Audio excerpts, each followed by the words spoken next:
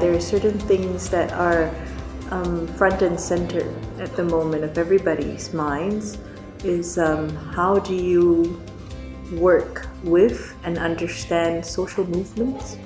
How do we actually work with people on the ground to develop something that is meaning rich? I think one of the challenges a lot of organizations are facing is in the context of the Internet of Things, of big data. We are data rich and meaning poor. We were lucky enough to bring back together again the South African and the Ghanaian teams who had been there from the beginning, from the very first summer school, to sort of round off to see the journey that we've taken with SenseMaker, but also where we're at and how we wanted to move it forward.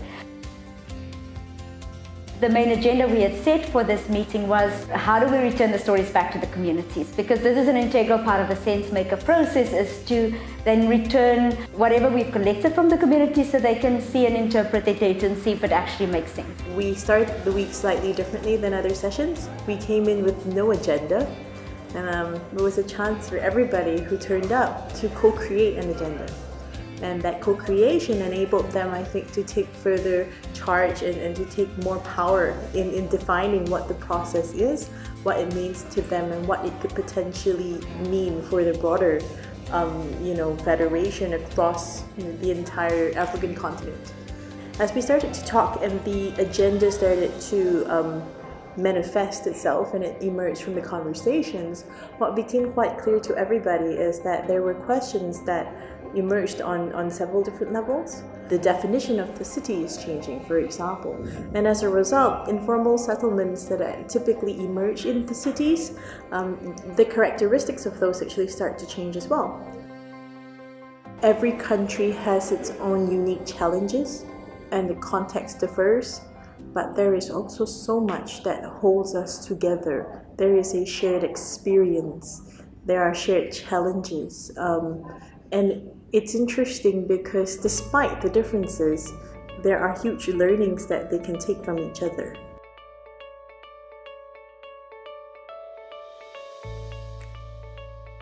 What I've come to really appreciate about SenseMaker is that this capturing of micro-narratives, this capturing of stories elicited around a very particular experience is such a powerful way to collect a diverse input and diverse voices. In Ghana Federation of the Bampo, we always say that information is power. Information is power. What that means is that when you have information, that is your power, because you can use that information to engage, to advocate, and get social amenities into your community in terms of development.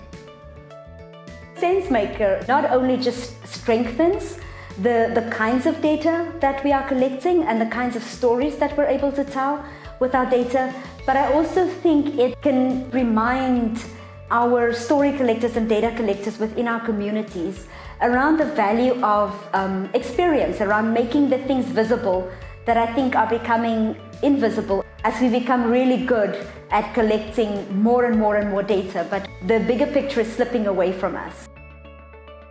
The tool that we use for the SenseMaker is totally different from the previous ones that we've been using to collect our own data. Because the SenseMaker talk about individual stories.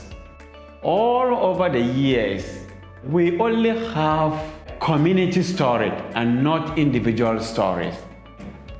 And that makes us think outside the box. So for me, I will use SenseMaker in my own research going forward, and I think that as SDI and Cognitive Edge and the CSD explore this together, I think in this environment, this is a safe space in which we've been able to test and get to know each other. And I think that this partnership has the potential to grow from strength to strength. For all of us, it doesn't matter where you are or what your circumstances are, there is a parallel in that society. I've always believed that everybody should and can be a part of the transformative discussion.